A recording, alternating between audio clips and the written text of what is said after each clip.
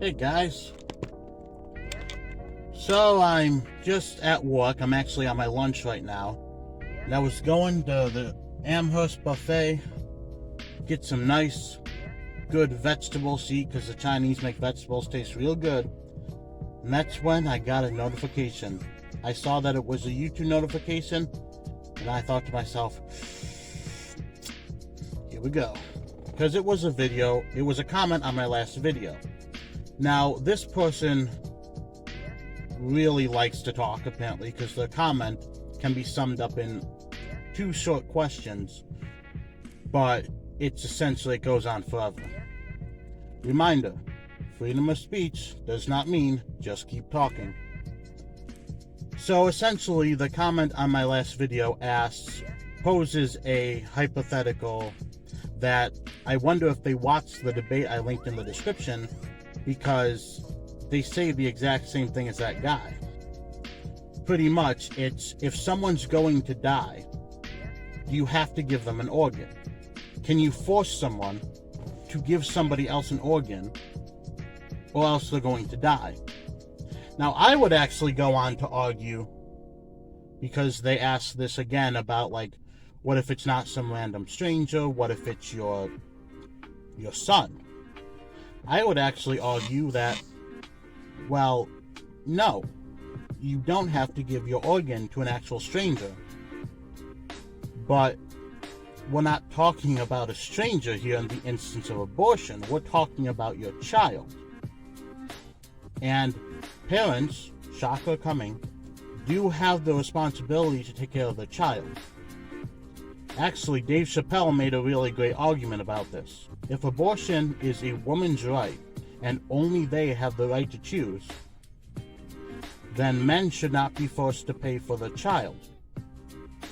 Because why am I financially responsible for a decision that I had no say in? Now, if I was to legitimately say that to you, you would think I was the world's biggest piece of crap. Because we take as a standard in our society, as a parent, you are indebted to your child. Remember, I'm the oldest of 8 kids. If you were to ask my mother right now, did we do more damage to her body inside of her or outside of her? The answer would be outside of her, of course. I don't think any mother would actually disagree with that. Kids are stressful. So ultimately, we're not talking about a stranger here. And also, there's the factor to take into consideration. You don't know that man. You're not responsible for him. You are responsible for your child. Your child's not a stranger. You are responsible for your child mainly because they're your responsibility. You brought them here. Just like a man can't bounce and say, I had no say in the matter, I'm not financially responsible for it because I'm not financially responsible for anyone else's choice that I had no say in. Well, the woman can't say it either. You are indebted to your child. Your child doesn't pay rent. Why is it entitled to your property? Why is it entitled to your property that you use your body to work and pay for? Why does a man have to pay child support with his body and work hard for it? Because it's your child. And I cannot believe I have to say this to you. You are responsible for it. I understand the idea of responsibility is scary to a lot of people. This whole adulting thing isn't exactly easy, but welcome to planet Earth.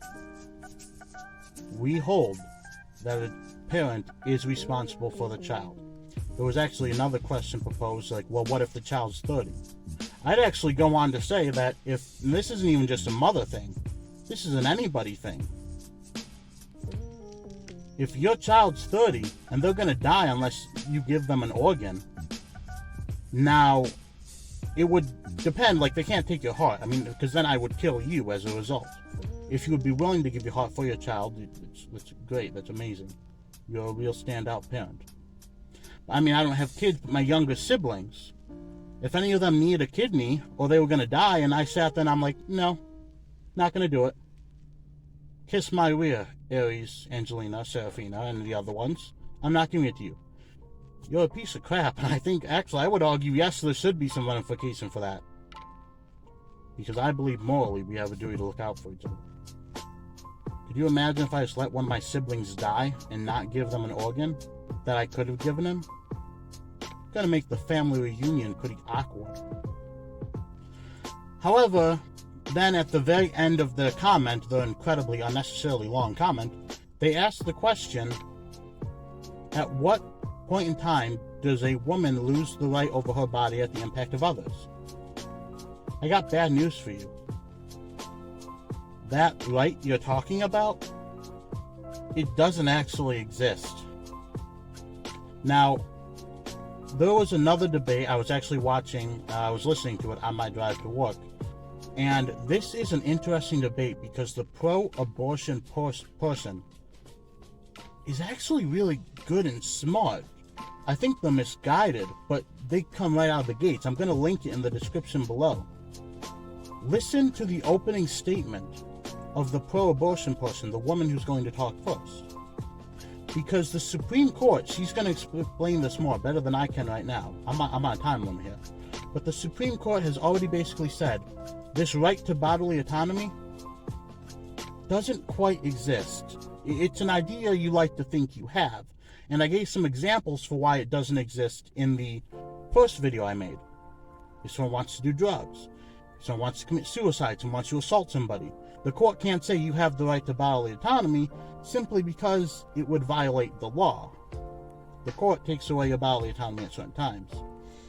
I would say very much that you don't have the right for somebody to hurt you or to force you to undergo something without just cause.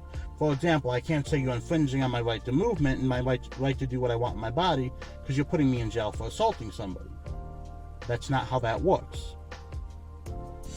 And also, I'd simply like to say that there was a pro-abortion person who actually wrote, and again, if you watch the opening statement, they'll say this. I'm going to make a whole video responding to the actual debate and the points they made, but just to wrap it up quickly, this pro-abortion person simply writes, pretty much admitting, yeah, the right to bodily autonomy doesn't exist. The right to any property doesn't exist. If I find you on my property, can I kill you? I don't want you there. See, there's actually something called being a squatter, where someone jokes, squatting is like finders keepers for somebody's house. If you're in someone's house and you refuse to leave, you're a squatter. You have what is called squatter's rights. They cannot kill you because you refuse to leave. They have to legally put up with you until they go through a process. Usually, it's not an easy process, it takes about 3 months, but to get somebody out of your house. Why can't I just kill them? They're refusing to leave. The law's telling me I have to put up with them. Why can't I just kill them? What right do they have to my house? My message to you, whoever you were who wrote that comment, value human life. Once you do that, everything else is easy. See you guys around.